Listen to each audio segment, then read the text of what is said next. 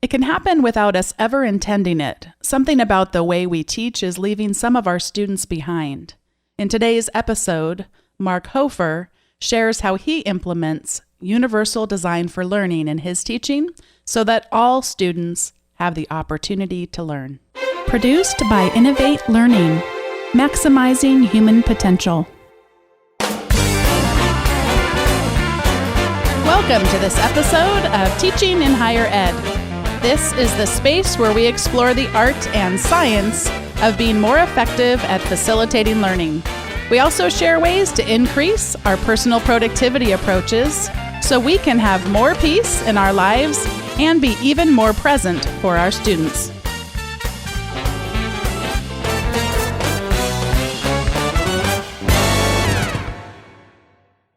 I'm thrilled today to have Mark Hofer on the show, and he's going to be introducing us and me to something called Universal Design for Learning. He is an associate professor of educational technology in the School of Education at the College of William and Mary. He's also the associate dean for teacher education and professional services. And welcome to the show. Oh, thank you, Bonnie. I'm so excited to be with you today. I've enjoyed listening to your podcast for a long time, and it's exciting to be a guest. Love having conversations about teaching and learning. Don't get enough of an opportunity to do that, I think. I just absolutely get so energized by having these conversations. And one of the other things I'm actually realizing is very unique about you is, in addition to teaching all three levels at the higher ed level, you taught high school. That's right. Yeah, I was a high school. I actually started out as a theology teacher, believe it or not. But primarily I taught history and U.S. and world history as a high school teacher.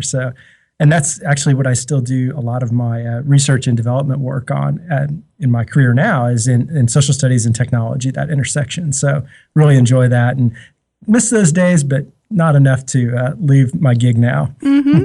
Is there anything that comes to mind that you would want to tell people who don't teach all those varied ages and types of students that you think we're missing because we don't have that perspective? I guess the way I approach it, and actually it's connected with our topic today a little bit, is the idea that you kind of have to meet the learners where they are. And, like our undergraduate population here at William & Mary, they kind of fit a particular profile. They're very academically distinguished. They're very service-minded, very global-minded. I try to keep those things in my head as I'm planning course experiences, preparing for discussions and so forth. Whereas, a lot of times where I'm working with master's and doctoral students that are experienced practitioners, they bring so much professional knowledge to the table that, you have to kind of plan with that in mind. It's really important to think about sort of the experiences they bring, their orientation, and even in some ways like their developmental level, kind of what they're prepared for, what they're ready for. So I guess I enjoy all levels, but it's very different teaching an undergrad course and a doctoral course, as you can imagine. And it's not just the content. Actually, before we start to talk about universal design for learning, I cannot resist. In your bio, I have to read a few more things. You are a Seinfeld aficionado, oh, yes. A rabid fan of all things Notre Dame, the proud owner of a miniature poodle, and you have a knack for identifying the voice of narrators in movies, television shows, and commercials. Well, we love starting out on the show talking about failures. Would you share about a failure in your teaching that sort of sparked the idea for you that you needed something like universal design for learning? I feel like I learned so much more about how to be more effective in my teaching from things that go wrong.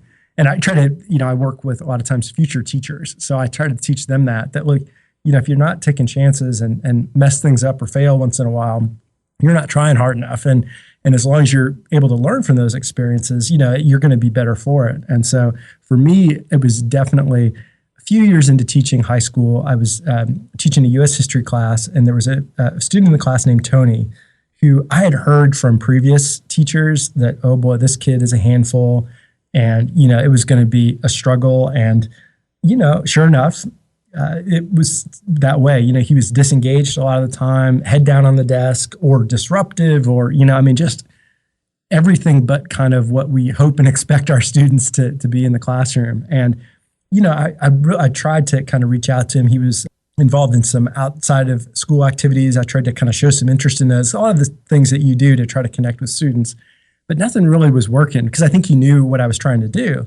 He'd had a bad experience in school, not because he wasn't bright, not because he wasn't smart, but he didn't really fit in our traditional notion of school. So, it was a struggle. One day I happened to walk by his desk right before we let out class, and I had delivered a scintillating lecture on westward expansion, I believe, if memory serves.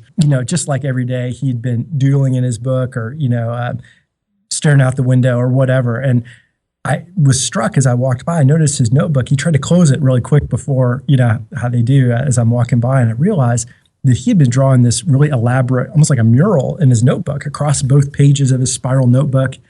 And it was amazing. And I said, Tony, can I take a look at that?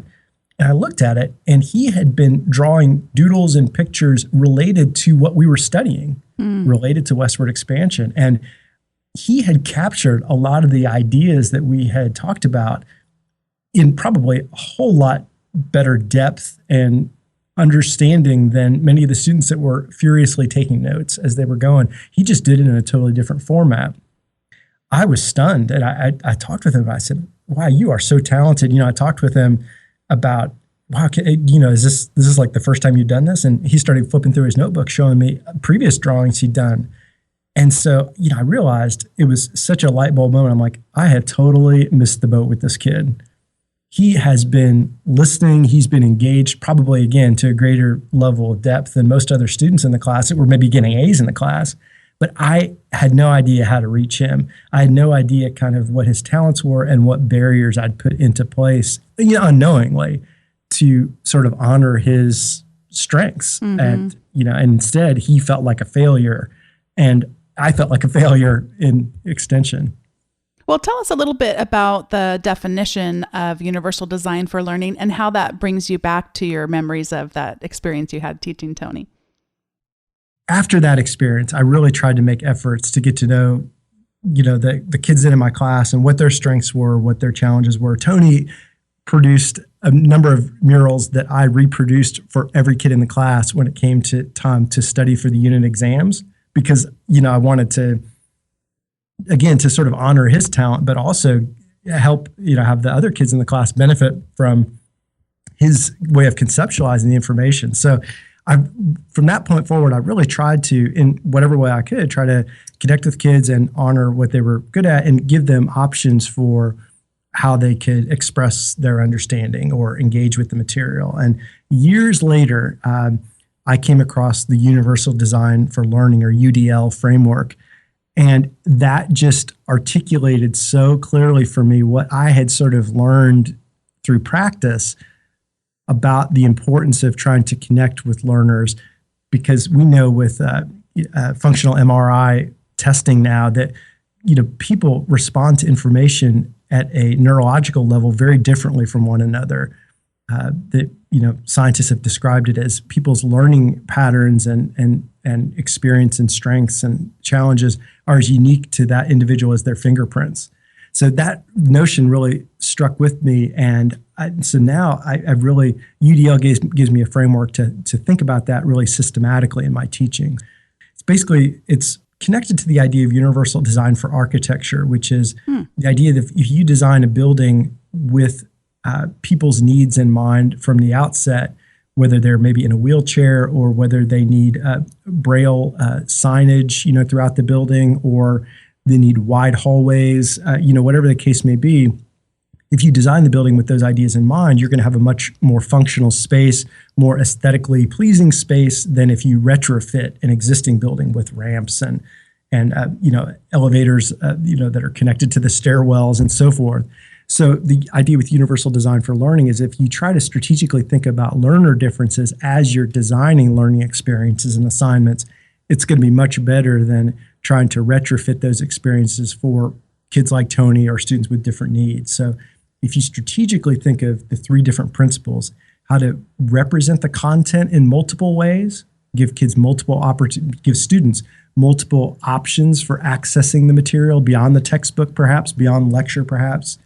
If you give them multiple ways to express their understanding, again, beyond just the traditional essay or paper or multiple choice true false exam, and then multiple ways to recruit and sustain their interest in the material. So making it as authentic as possible, connecting it to other real world sort of scenarios or other disciplines, but finding ways to make that very engaging and interesting to them. If you think about those as you're designing your syllabus for a course and build in opportunities to hit diverse learners' needs in all those different areas, you're going to end up with a much stronger course and a better learning experiences for all of your students. Some of the time, the reaction to something like this can be, are we coddling our students too much? Or are we lowering the expectations and not really preparing them well or giving them the skills they need? How do you address concerns like that? I mean, have you ever had those concerns yourself, actually, as you explore? It's funny you ask that question, because that is the first question I always get from my pre-service teachers every semester, literally. And it's a very legitimate one, because, our idea is that we want to challenge students past where they are right now to help them to grow in all different ways, whether it's skills or understanding or connections, et cetera. So the way that I answer that question is that what we inadvertently do as teachers is put up barriers to what it is we want our students to develop or come away with. So, for example, what I might be interested in is in students comparing and contrasting concepts. I just did a blog post about this recently. What I'm really interested in them doing is identifying those key features of those different concepts, understanding, applying a very deliberate, systematic way to compare and contrast those concepts to develop a new understanding. That might be my overarching learning goal for a particular class session or project. But if I put unnecessary constraints around that, like I might only introduce the two topics of exploration through a textbook reading, that's an unnecessary constraint relative to my learning goal, if that makes sense. Mm-hmm. Or if the only way they can demonstrate their understanding of these two concepts and their relations to one another is through a 5-paragraph essay, I've created an unnecessary constraint to that learning goal. So the way I would answer that question is that you really need to have a primary focus on what it is you want students to come away from that experience with. And you certainly don't want to mollycoddle them relative to that. You want to challenge them. And if that means removing some of the barriers that might get in their way, then I'm all for that. Now, that said, students still need to know how to do formal research papers. Students still need to do, be able to work with a textbook and do close reading and so forth. So I wouldn't call it an either or situation. I would say that rather than having an entire course set up with textbook, lecture, papers, to think about how can I vary that over the course of a semester where they're still maybe writing a term paper at the end, or perhaps they're doing that for their midterm. But in conjunction with that, there might be other assignments where they have options for how they're going to express their understanding. Does that make sense? It does. And one of the things that you're really honing in on to me is how much we have to think about learning outcomes and what really is it that we are trying to measure. How else do you see universal design for learning coming into play as it relates to learning outcomes, assessment, and also just the course materials and activities? I agree with you 100% about the focus on learning outcomes. I wonder, we're so tied to our disciplinary knowledge, and we know what concepts and topics we want to introduce our students to, but sometimes we don't take that next step to say, well, what do I want them to do with those ideas or that new information?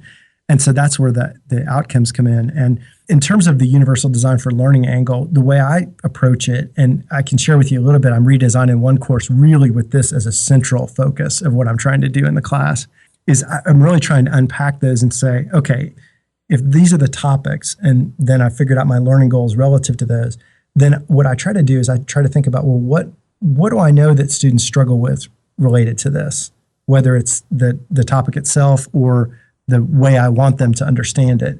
And then I try to think about, well, then what kind of options could I include to help them with that? Mm-hmm. So, for example, if we're doing something with looking at educational research, I'm still going to have them read some, published peer-reviewed journal article studies, but I'm also maybe going to have them look at some visual representations of data as well, because that's a very different way to look at that. And it often isn't included in our, professional journals. So I might be helping them to look at it from different angles. And then I think for me, the bigger thing I try to challenge myself with is how am I going to know whether they've mastered that learning goal at the end?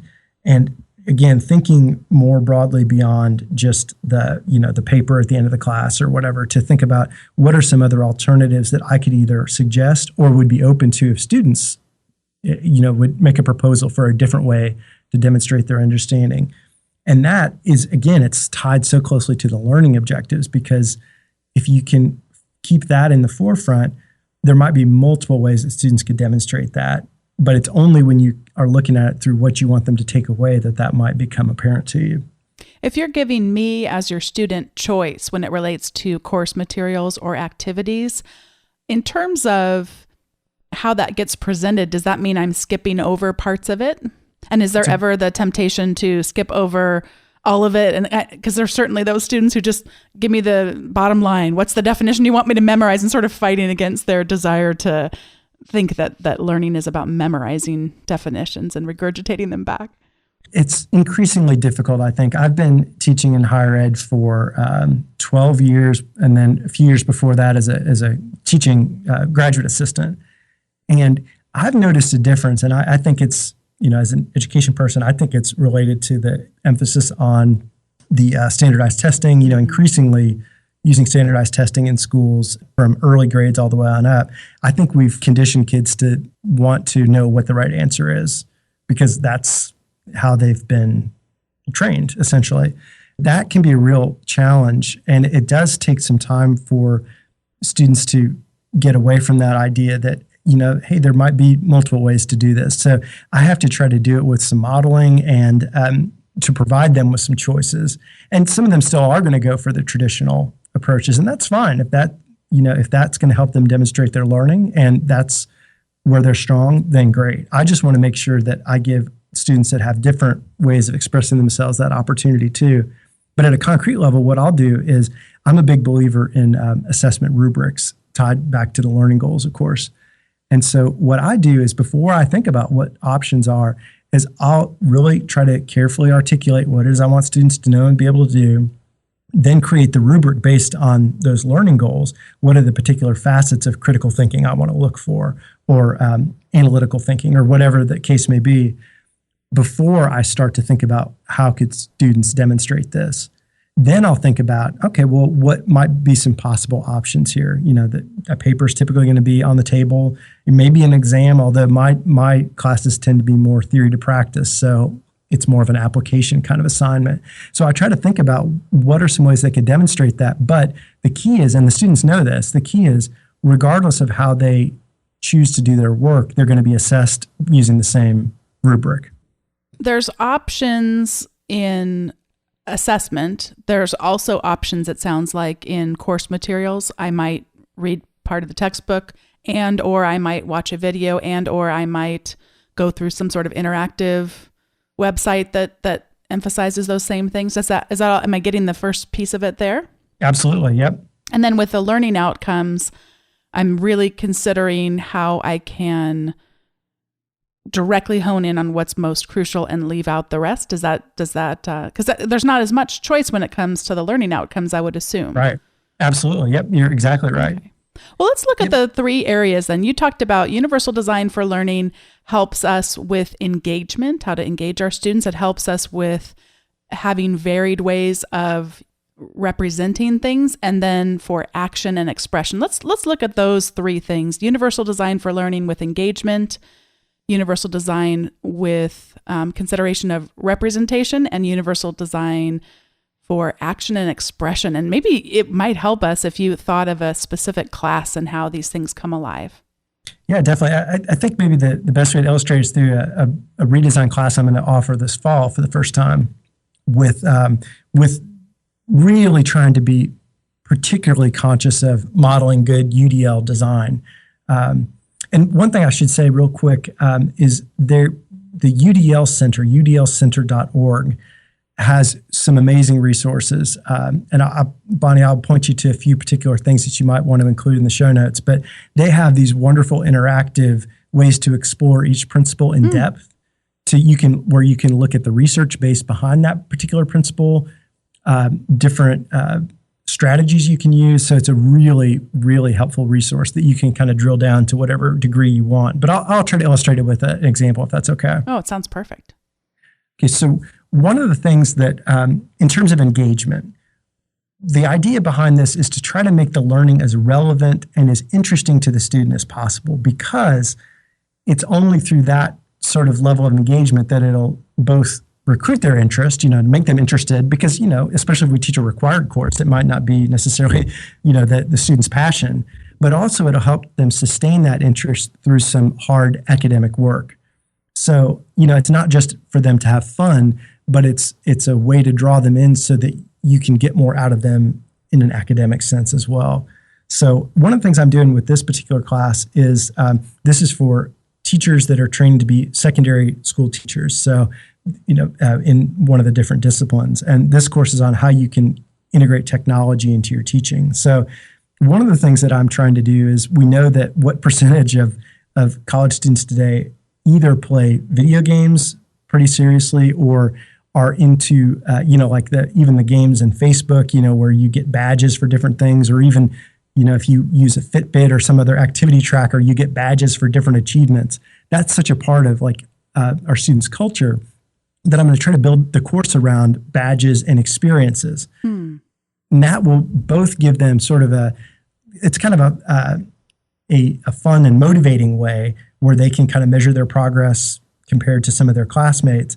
But it also illustrates the idea that there are multiple ways to complete each assignment that you can still earn these achievements. I don't know if that makes sense. So, for example, when they're reading about universal design for learning for the first time, I've put together a collection of materials that they can choose how they want to learn about that initially. So there's some textbook readings, there's some web-based interactive sort of hyperlinked readings with examples and video clips. There's a classroom simulator that they can interact with to try to sort of uncover some of these principles in more of a inquiry approach. There are video clips, and I've assigned sort of values to each of those. They have to accumulate a certain number of points, but they can choose whichever set of materials that they want to based on their own interests. I know, because I selected them very purposefully, that they're going to come away with the same understandings. They're just going to be able to choose how they want to do that. So it's engagement from that sort of game-like or gamification kind of process, but it's also engagement based on choice. So if they feel like they're in control of how they're going to interact with that content, they're going to be more likely to engage with the material itself. One of the things you just turned on a light bulb for me, that, because I am sure another concern is, that sounds like a lot of work. And work not just in building it, of course, but also work in managing the class. But I use 3 different learning management systems, and all 3 of the ones that I know of have the built-in ability to have this badge-like experience. Moodle and Blackboard and Canvas, all 3 have badges. I can't imagine that the other ones probably don't too. So we could build it where we have some thought process around how to track this as we go. That's exactly it. Exactly. You can set up a course, an assignment basically with those different options. The learning management system will calculate the points that they've done, and they can only proceed to the next module or the next activity, once they've accumulated that number of points. And they can be a quiz kind of at the end of that to make sure that they've really understood, or it can be that you just want to track to make sure they've done it. You can set it up however you want, but actually in some ways, I've found that when I've done this in small cases in different courses, that they tend to do the work more that way. I can see that they're better prepared for class discussions or class activities. So while it is more time and effort to select multiple kinds of materials or resources, to me, it's paid back to me as a faculty member when in class the students are more prepared and we can get right to it and we can go into further depth. So there's a cost on the front end, but I think it actually creates a better experience even for me on the back end.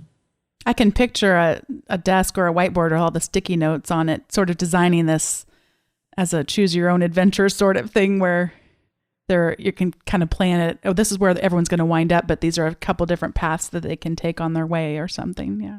Exactly. And I developed this from going through a few different MOOCs and online courses myself. And I kept thinking, gosh, it's like each module is set up the same way and the materials are always the same. Either it's always video or it's always reading, and I think, gosh, just for myself as a learner, I'd like some variation here. I mean, I do fine with it, but just in terms of staying motivated, and those courses are ones typically that are sort of the same way each module, those are the ones I don't complete. Mm-hmm. And so I sort of extrapolated that to my own teaching, thinking, gosh, if I were to mix it up a little bit more for my students, I bet they'd be better prepared.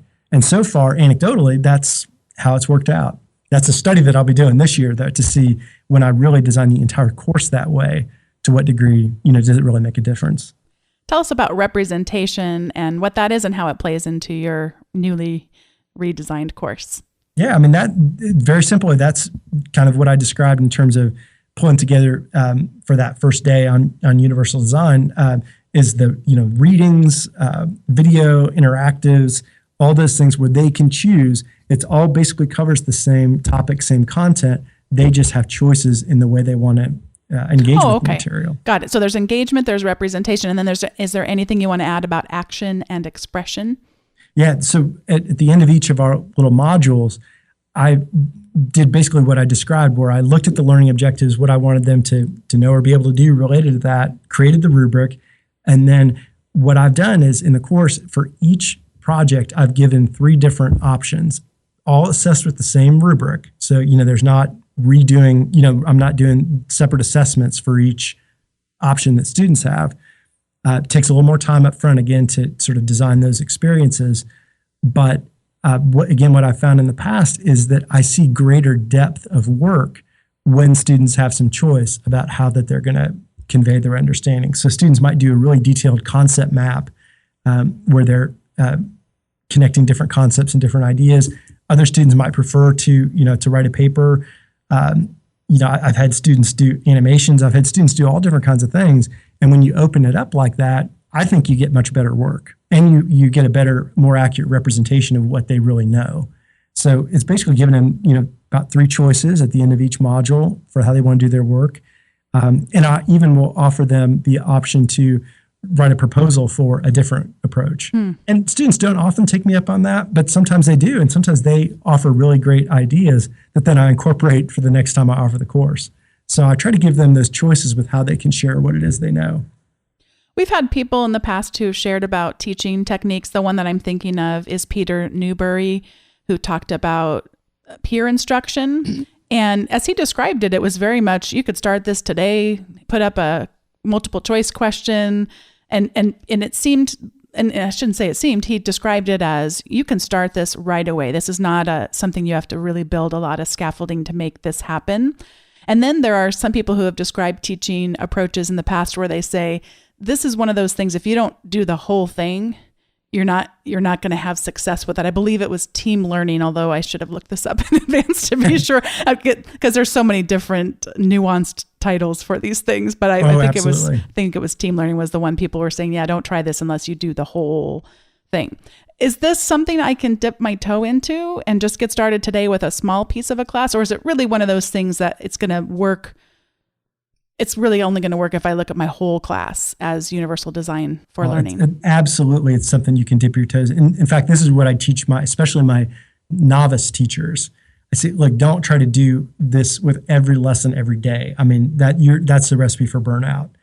But what you can do as a college or university professor is take a look at your syllabus and make sure, for expression, for example, make sure if you have 3 major assignments, make sure that they're not all in the same format. So you might still keep your term paper at the end. You might keep a midterm exam in the beginning, but try to think about what could that third option be? What could it be? And so maybe you're not even giving students an option at the end of a unit of study, but you're giving options over the course of a semester. Mm-hmm. So maybe that third option is something maybe a little bit more creative or a little bit more applied, or however you want to think about it. But just try to think about what are the major grades going to be for this course, and how can I make sure that there is some variation among those? So that's a good way.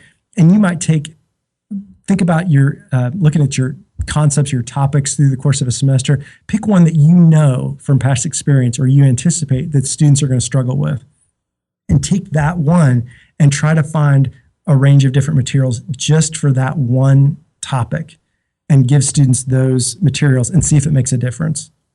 And so I feel like absolutely, and then it's something the next semester you can go back and say, well, this was really effective as an alternative assignment, or it wasn't. So maybe you keep it, maybe you switch it out for something else, or you found it was successful to give students multiple ways to access that one particular content topic. So now maybe I might pick a couple more during the course of the semester and really give multiple ways to get into that topic. So absolutely, it's the kind of thing you can kind of do by trial and error and do little by little. Looking at that semester-long view is a much more accessible way to think about these things. And I would recommend to people, just as someone doing a lot of course redesign this summer, let's not all start at the beginning of our courses, because then the beginning of our courses are great and the middle and the end up suffering. And even if you start at the middle of some of your course content or at the end of some of your course content, you might find if you use that same technique, whatever it is that you're doing, then you can get better at it so that then the earlier ones can be that much more of a shining star as far as your course content creation goes. That's a great idea. I'd tack on one additional reason not to start with the beginning of the course. Sometimes it's helpful to establish a rapport with your class, with sort of the tried and true before you go to experiment a little bit. So, sometimes once you've established that relationship, your students might be a little bit more forgiving if something doesn't go quite as well as planned. So sometimes I try to do innovations, mid-semester. What have I not asked you about universal design for learning that we should make sure we talk about before we go on to recommendations?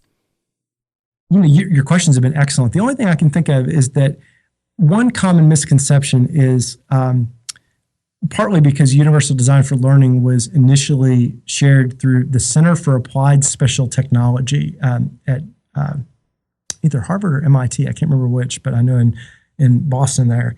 And so a lot of people associate universal design with technology. Well, technology helps you provide multiple representations. Like you can include video clips. You can even include interesting elements on your slides if you're using slides in class, and to represent concepts in different ways. But it's not dependent upon, and it's not synonymous with technology. So you can do universal design for learning very well without any technology at all. So, or you can use it, and it does make it easier in many ways, like you were mentioning with the learning management system, kind of keeping track of those experiences and badges and so forth, but it's not necessary. So it's an instructional approach. It's a way of course design that you can use without any technology or with any level of technology. Now, I've heard people talk about universal design before. And yes. Universal design is normally associated with just what you're describing, where the online learning is something that can accommodate all learners. So if you've got a video clip, it has the text, I'm like CC, I keep thinking Creative Commons. Thank you. Closed captioning available to it. So that's different than universal design for learning. These are two different things, but it sounds like they're somewhat related. Exactly. That's exactly how I'd characterize it. So those are more like accessibility kinds of concerns and issues.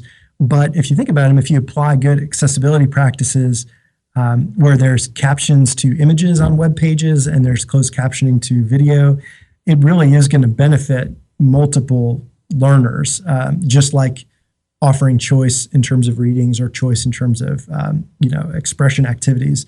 So they're related, but I would characterize them a little bit differently. This is the time in the show when we go on to recommendations, and I'm considering in the future maybe doing an episode entirely on using music in the classroom, even though I'm a business and management professor and it could hypothetically have nothing to do with my class, but I've had some really good experience with how music can change the tone of a classroom in really unique ways. So that's something I'm thinking about in the back of my mind, but I'm not ready to go there completely. But I did want to recommend, if any of you are thinking about entering the world of Apple Music, which is the streaming music service just put out by Apple, that now if you have a Mac will be on your iTunes on your Mac, it'll be on your iPhone if you have an iPhone, or your iPad as soon as you upgrade. There are definitely some confusing things to entering this world that were made a lot less confusing to me by the Mac power users. So I'm going to recommend this week listening to episode 265 of the Mac power users. That was all about Apple Music. And I'm actually going to recommend that my mom listen to it. So Mom, if you're listening, you have to click on that link because the show is called the Mac power users, but this is one of those ones that could be the Mac non-power users, and you could just find out how to use this service. And I'm really amazed at how I've been just having it on my phone for a couple of days, how it's gotten to know me and my music tastes because of some of the techniques I implemented from that show. And it's reintroducing me to music I already have that I didn't even remember I had. And then all these curated playlists from people out there that have a lot in common with me with my musical taste is just so much fun. So I'm going to recommend listening to that, and that all of everything that Mark and I have talked about, and the links will be available at teachinginhighered.com/58, including that link to the Mac Power Users episode 265 on Apple Music. Mark, what do you recommend today? It's a great tip. I love that show, and I haven't heard that episode, so I'm going to dive into that. Thanks. I guess I would recommend, if you're interested in learning more about Universal Design for Learning, go to the udlcenter.org. Great resources there. And now they have a branch of that site called UDL on Campus, which is designed specifically for higher ed faculty and wanting to integrate UDL principles in their teaching. So that's a great resource. All different kinds of case studies and experiences you can use. And then just one other shameless plug. I'd love for folks, if you're interested in reading more and listening more about teaching and learning in higher ed, to visit my blog at luminaris.link. Wonderful. My autocorrect. And that's where you can listen to Bonnie on my show. My autocorrect keeps wanting to change that word, but I'll fix it in the show notes. Darn you, autocorrect. You messed me up too much. So luminaris.link, and it's a wonderful blog. I'm now subscribed to it on RSS, and every time you post, I think, another good one. So I'm glad that you suggested that. And I'll also post a link to your Twitter handle so people can connect with you there. And just want to thank you so much for being on the show. It was a pleasure, Bonnie. Thanks. Thanks once again to Mark Hofer for being on today's episode. It was a great conversation. I'm looking forward to revisiting some of my classes with Universal Design for Learning in mind and just becoming more familiar with the subject with all the references that you mentioned. Thanks so much. And for those of you who would like to give feedback on the show, you can do that always at teachinginhighered.com/feedback. And if you haven't yet subscribed to the weekly newsletter where you get all the links that Mark and I talked about, and you also get a accompanying article on teaching or productivity each week, you can subscribe at teachinginhighered.com/subscribe, which will also get you EdTech Essentials, the free e-guide with 19 tools you can use to increase your teaching effectiveness and productivity. Thanks for listening, and I'll see you next time.